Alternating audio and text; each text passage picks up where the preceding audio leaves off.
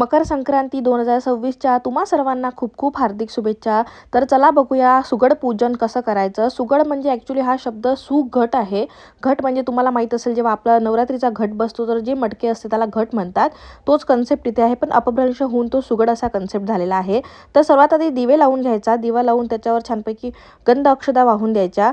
सगळी देवपूजा करून घ्यायची. त्यानंतर गणपती बाप्पांची एका विड्यावर मांडणी करायची, म्हणजे स्थापना करायची. आमच्या भागामध्ये 2च सुगडं पूजतात, कोणत्या भागामध्ये 5 सुगडं पूजतात आणि ते काळ्या रंगाचे असतात.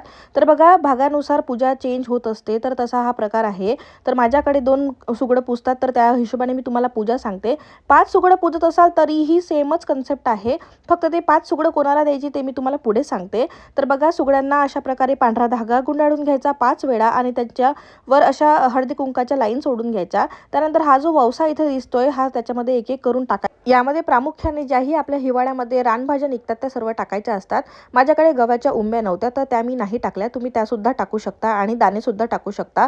बघा, हे सगळं टाकल्यानंतर याच्यामध्ये तिळगुळ आणि चिरंजी आणि त्याच्या व्यतिरिक्त रेवड्या हे सगळं टाकायचं आणि हळदी कुंकू वाहून फूल वाहून घ्यायचं आणि तुमची सुगड पूजन झालेलं आहे. यामधील एक सुगडं आम्ही सुवासिनीला देऊन देतो, म्हणजे वाण म्हणून, आणि दुसरं सुगडं घरीच ठेवतो मंदिरामध्ये. जे लोक 5 सुगडं पूजतात त्यांच्या इथं असा कन्सेप्ट असतो की एक सुगडं देवाकडे, दुसरं तुळशीजवळ आणि तिसरं विठ्ठल रुक्मिणीच्या मंदिरामध्ये नेऊन ठेवतात आणि 2 सुवासिनींना देतात. आणि आज एकादशी असल्यामुळे खूप लोकांना प्रश्न पडला आहे की नैवेद्य वाढायचा की नाही देवाला. तर बघा, ही षटतिला एकादशी आहे, म्हणजे या नावातच समजते तिळाचं खूप महत्त्व आहे. तर तिळगुळाचा प्रसाद तुम्हाला इथे दाखवायचाच आहे. आणि पूजेचा शुभ मुहूर्त आहे 3:13 ते 4:58 तर हा रील नक्की तुमच्या प्रियजनांना शेअर करा. तिळगुळ घ्या, गोड गोड बोला. मकर संक्रांतीचा पुन्हा तुम्हाला हार्दिक शुभेच्छा.